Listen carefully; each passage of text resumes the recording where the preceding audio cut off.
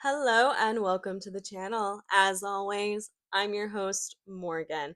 I bet you didn't expect to see my face in a long form video so soon.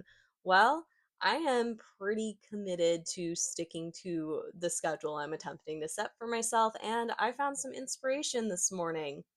Today, at time of recording, it is Friday, April 3rd. I'm at least 90% certain of that. I could check the calendar behind me or the laptop in front of me, but you know what? Who's got time for that? We're just winging it here. But I did find some inspiration while scrolling through Ground News this morning because there was a collection of stories or the articles, a news topic that made me raise an eyebrow because it's good news coming from the Environmental Protection Agency, which is confusing given the Donald Trump of everything. So naturally, I had to check it out, and yeah, it is some good news. However, once you get past the headlines, I feel it is mostly performative, but don't worry, we're going to talk about it. We're going to read the Associated Press article together, as that is one of my favorite sources to use. But I should probably get rid of your suspense now and tell you the topic we're going to be talking about, in case you didn't see the thumbnail or read the title of this video, of course. But the EPA is making moves to designate microplastics and pharmaceuticals as contaminants in drinking water. And that is actually good news. It is a little bit confusing, and I do have some thoughts, especially after reading through the article once, but we'll get there. I'm getting a little ahead of myself, especially since I need to remind you that if you find any value in this video at all, that I would really appreciate if you gave it a like. If you want to see more of me and my content recommended to you, consider clicking that subscribe button. And if this video makes you have any thoughts that you just need to get out there and join in on the greater conversation, pop them down in the comment section below. I do actually love reading and interacting with thoughtful comments. And honestly, I do enjoy interacting with the not so thoughtful ones too sometimes because that can be kind of fun. And sometimes you need a reason to procrastinate, and those comments give me that reason. But you know what? Without further ado, I think we should probably get into this article so that I don't just keep yapping about nothing. The article is titled EPA Moves to Designate Microplastics and Pharmaceuticals as Contaminants in Drinking Water. And as we get into it, you'll see that is absolutely true. However, it's not necessarily the whole story, which is why it is important to read beyond headlines, even with your most trusted sources, because a headline can never give you the full context and the whole story for the most part, asterisk, because I have certainly seen some headlines that I wasted time reading the article because it was basically just the headline and like a handful more sentences than the headline. But that's a tangent for another day. Let's go ahead and get into this article now. The Environmental Protection Agency proposed Thursday to include microplastics and pharmaceuticals on a list of contaminants in drinking water for the first time, a step that could lead to new limits on those substances for water utilities. EPA Administrator Lee Zeldin said they are responding to Americans who have worried about plastics and pharmaceuticals in their drinking water. The gesture also aims to hand a win to Health Secretary Robert F. Kennedy Jr.'s MAHA movement, which for months has pressured Zeldin to further crack down on environmental contaminants. We're only two paragraphs in, but we need to go ahead and pause because I got some stuff to say. Now, the first red flag for me, thinking that this may be a bit performative, is the fact that this is also a gesture to give RFK Jr.'s movement a win, as the article even states. Because we know that Mr. Brainworm has not been doing a whole lot of good when it comes to making America healthy. But this whole movement is kind of a contradiction because, yes, adding microplastics and pharmaceuticals to a list of contaminants in drinking water is a good thing. But you see this while they're also allowing forever chemicals to be used in pesticides and things. And that has been a whole thing because of just the rollbacks and stuff. And that's a topic we'll get into in another video. But I do feel it does need to be mentioned here because we are listing new things as contaminants while also rolling back the regulations that were keeping certain contaminants from us. But I digress. Let's continue on with the article. The EPA's contaminant candidate list identifies contaminants in drinking water not regulated under the Safe Drinking Water Act. The agency is publishing the draft of the sixth version of the list, which opens a 60-day public comment period. It expects to finalize the list by mid November. I can't think of an issue that hits closer to home for American families than the safety of their drinking water, Zeldin said at EPA headquarters. Really, Lee? You can't think of a single issue that hits closer to home for Americans than the safety of their drinking water.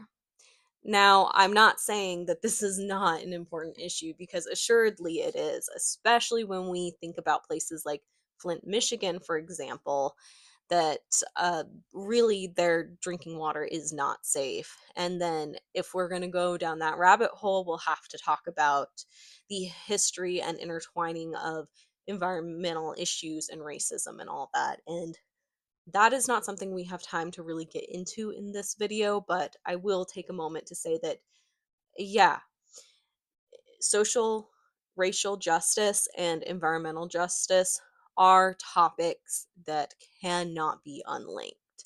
And the evidence being places like Flint, Michigan, and the water crisis there.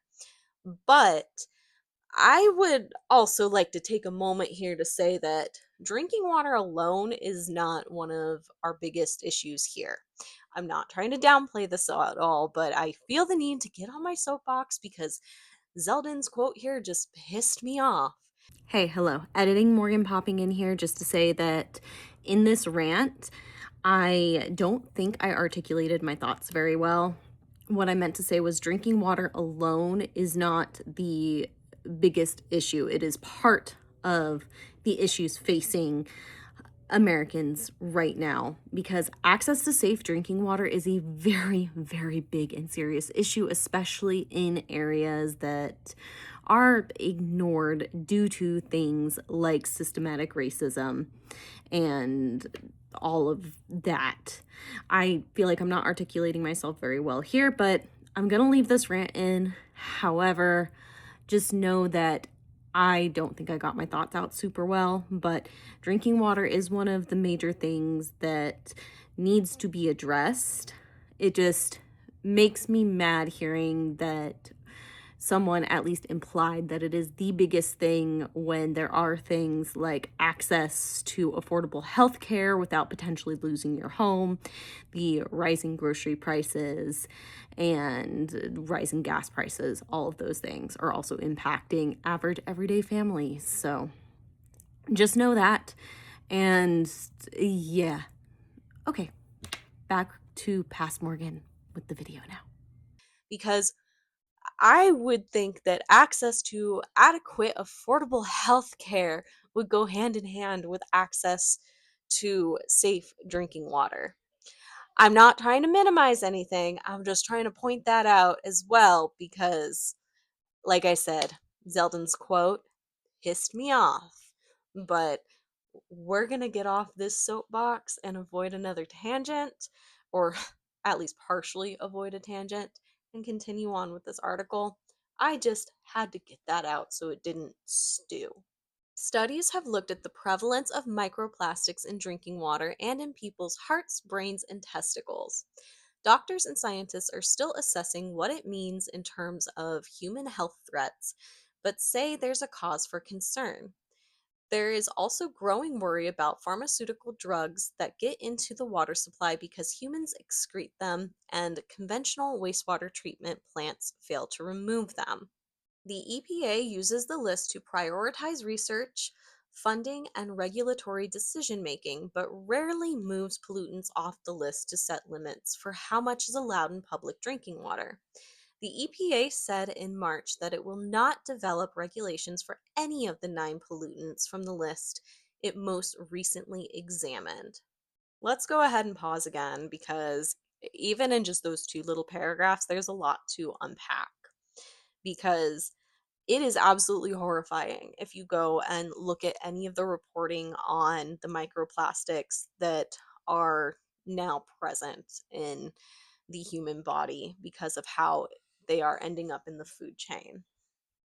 And yes, I have seen the reports talking about pharmaceuticals being excreted into the water supply.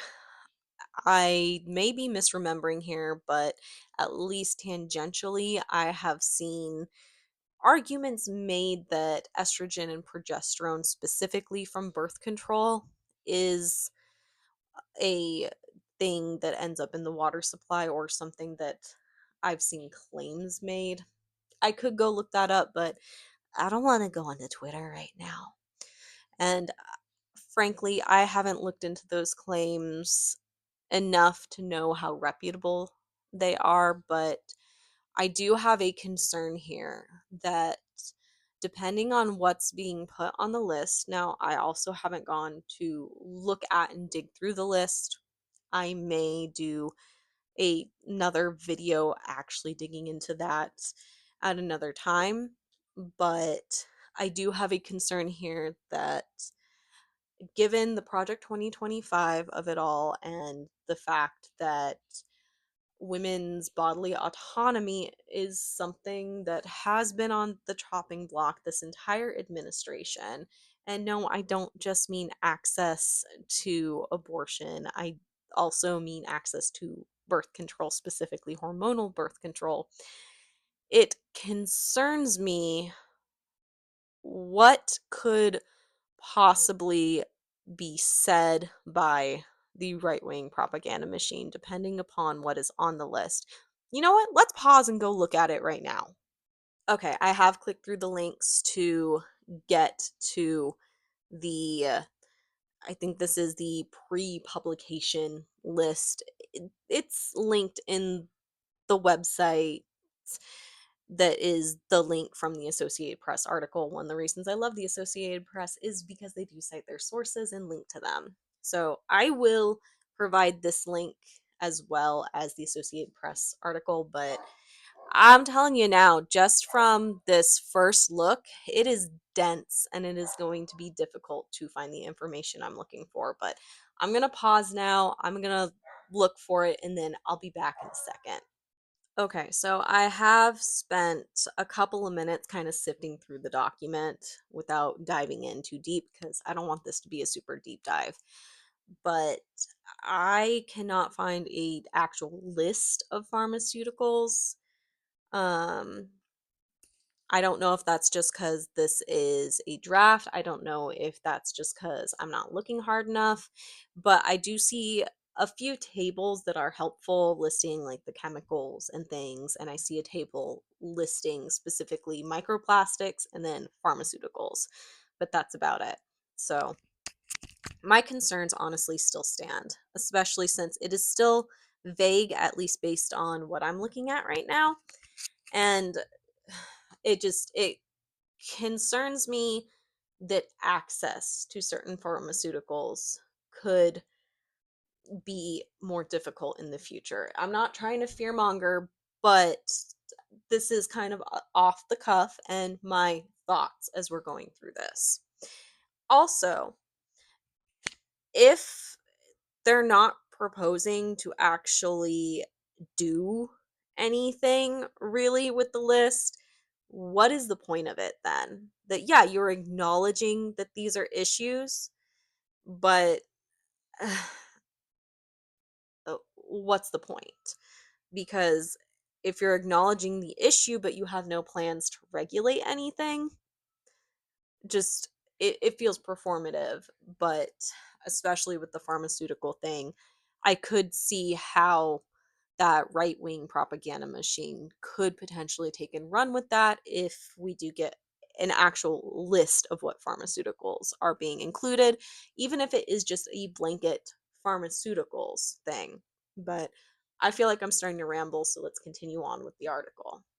It's the beginning of a very long process that routinely ends in nothing, said Eric Olson, a senior attorney at the Natural Resources Defense Council who works on drinking water protection.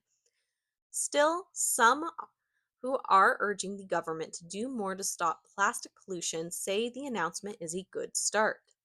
Including it in the list would be the first step toward eventually regulating microplastics in public water supplies, and hopefully, this is not the last step, said Judith Enck, a former EPA regional administrator who now heads up Beyond Plastics. I'm so sorry for pausing like every two paragraphs, but I got things to say because we are seeing two pretty opposing quotes here from people who are in this particular drinking water and plastic regulation world. Because the thing is, I do agree with Eric Olson saying that it is probably going to ultimately amount to nothing, especially based on what has already even been said in this article that they're adding things to the list, but ultimately planning to do nothing beyond that. But I also agree with the quote from Judith Enck because I do think it could be a first step in eventually regulating microplastics. Now, what that would look like, I honestly have no idea. I have not done enough of my own research into the world of plastics and microplastics, but I do know enough to know they are a big issue and they are a complicated issue. But I have seen things that pop up on the various social media feeds because of the things that I follow that are encouraging like research into, I think it's bacterium that could potentially break down plastics, but that's my surface level knowledge of it. Like I said, I haven't done a whole lot of looking into it because this whole world of caring about the environment is a very, very big one. And if you were to try to stay up to date on everything, you would go absolutely insane. But I think we should go ahead and continue on with the article now. Dr. Philip Landergan, director of the Global Observatory on Planetary Health at Boston College, said that while the EPA is moving in the right direction, if the United States does not rein in the accelerating growth in plastic production, which leads to plastic pollution, it will make little difference. The U.S. is participating in talks on a treaty to address the global crisis of plastic pollution, but strongly opposes limits on plastic production. Food and Water Watch says the listing is important, but it ultimately falls short of their call for monitoring. EPA uses the unregulated contaminant monitoring rule to collect data for contaminants that are suspected to be present in drinking water. The American Chemistry Council, an industry group, said it supports monitoring of microplastics in drinking water and research to better understand potential impacts as long as the monitoring is standardized and consistent nationwide. I'm stopping here because we're about to head into another section with its own subheading. And I think a lot was just said in these three little paragraphs that basically amount to this is a good step, but it's not enough. And it seems like, despite the US participating in talks, we know how the US participating in talks has been going for the last year and couple months. And if the it being the US is opposing limits on plastic production, then not much is going to be done, at least during this administration. And that is really frustrating, but not surprising, unfortunately. So I'm going to go ahead and continue on with this article. The subheading here is plastic pollution is part of the MAHA agenda. I'm going to do my best to just read through this whole part and then unpack it. The joint movement from Kennedy and Zeldin comes as activists from Kennedy's MAHA movement have forged fragile political ties with the EPA, but expressed frustration with lack of action on their priorities, including pesticide regulation. The movement erupted earlier this year over an executive order from President Donald Trump that is aimed in part at boosting the production of a controversial herbicide ingredient known as glyphosate. Kennedy has said he was disappointed by the executive order but sees it as necessary for agricultural stability and national security. The EPA has teased a forthcoming MAHA agenda that it says will address issues such as forever chemicals, plastic pollution, food quality, Superfund cleanups, and lead pipes. In February, EPA Press Secretary Bridget Hirsch told the Associated Press that the agenda was its final stages. Kennedy, whose 2024 independent presidential campaign focused in part on tackling plastic pollution, has also announced a $144 million effort to better measure, understand, and remove microplastics that have made their way into human bodies, called STOMP, or systematic targeting of microplastics. It will involve building tools to detect and quantify microplastics, mapping how they move through the body, and ultimately removing microplastics from the human body, he said. We cannot treat what we cannot measure. We cannot regulate what we don't understand, Kennedy said at the EPA on Thursday.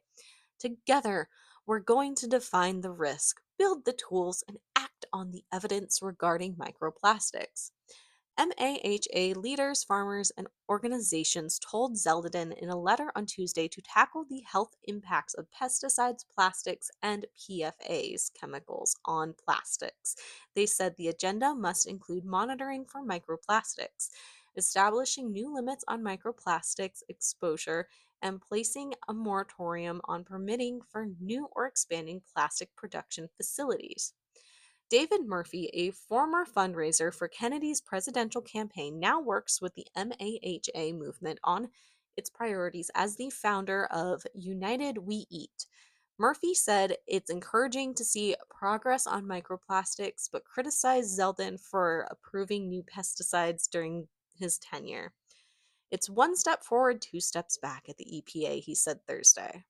Oh boy, that is a whole lot. And I have been vaguely aware of RFK Jr.'s disappointment in the pesticide thing, but he gets wishy washy because, on the one hand, I do think that he recognizes that forever chemicals and rollbacks on pesticide regulations are against just the bare bones make America healthy. But I mean, he's also the anti vaxxer in the office that he shouldn't be holding. But let's not get on that tangent right now.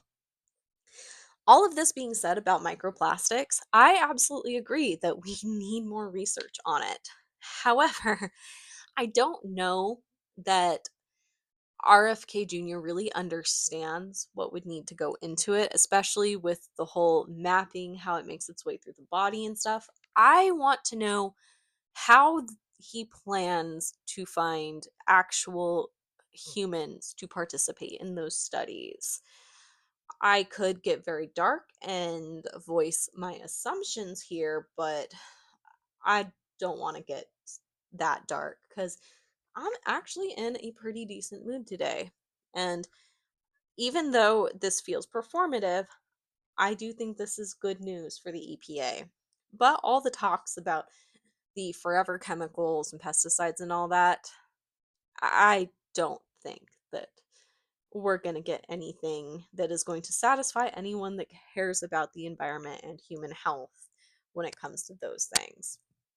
Quite frankly, I think that this microplastic thing is not going to go beyond putting it on this list because really, I don't think they're going to be giving more funding to research it because research funding has been slashed all over the place. And with rollbacks going on in the departments that do the research, I don't know how they're even going to have the staff to do the research at this point, but there's only a little bit left of this article, so let's finish it up and let's wrap this up. The subheading here is EPA publishes the list every 5 years. The Safe Drinking Water Act, as amended in 1996, directed the EPA to publish the contaminant candidate list every 5 years. Afterward, the agency must determine whether to regulate at least 5 contaminants from the list. In 5 cycles of the process, the EPA has determined that no regulatory action is appropriate or necessary for most of the contaminants it considered. Trump has sought fewer environmental rules. In May, the EPA announced plans to rescind limits on some less common forever chemicals in drinking water, roughly a year after the Biden administration finalized the first ever national standards. The NRDC and other environmental advocates are fighting to keep the entire Biden era rule in place. The new draft list includes 4 contaminant groups: microplastics, pharmaceuticals, PFAs, and disinfection byproducts, as well as 75 chemicals and 9 microbes that may be found in drinking water, the EPA said. Okay, that's the end of the article, and quite frankly, um, I don't know how much more I can say here because even just reading that, there's already a precedent set for the EPA doing nothing in regards to regulating the things on the list. And with the rollbacks and the precedent set by the Trump administration to push for fewer environmental rules, I would be so shocked if anything came of the microplastics and things being put on the list this time. Because they can put it on the list, but then they'll decide whether they're going to regulate or not. And if I were a betting woman, I would bet that they're going to decide not to regulate because this entire administration is fairly anti regulation. So, this is a good thing that they're at least acknowledging that microplastics are an issue, but it feels performative. And I will say that with my whole chest, 10 toes down, all that jazz.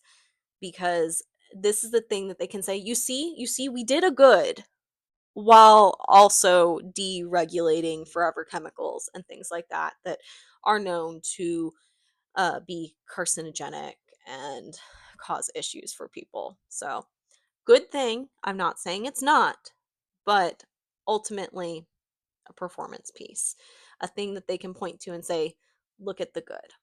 But yeah, like I said, I don't think there's much more I can really say, but I'm going to go ahead and wrap it up here. If you have any thoughts, do you agree with me? Do you disagree with me? Put them down in the comment section below. If you found value here, consider liking this video. If you want to see me grace your recommended videos more frequently, go ahead and click that subscribe button. I would really appreciate that. I am trying real hard to grow all the platforms. Speaking of all the platforms, go ahead and check out my links, find me in other places. And if you feel like this is something that you would like to perhaps support in a little more of a financial way, go ahead and check out my Patreon. I am revising and working on that. And hey, if you want to contribute to me and my education, I am currently going after a master's degree and working on scraping together the money for the tuition for the first semester. So I have a GoFundMe for that, and I would really appreciate any help I can get there. No pressure though, just throwing it out there. But I'm gonna go ahead and make my leave because I got some ponies to go see. So I am going to hope that you have a wonderful rest of your day, afternoon, evening, what have you, and I will see you all in the next one.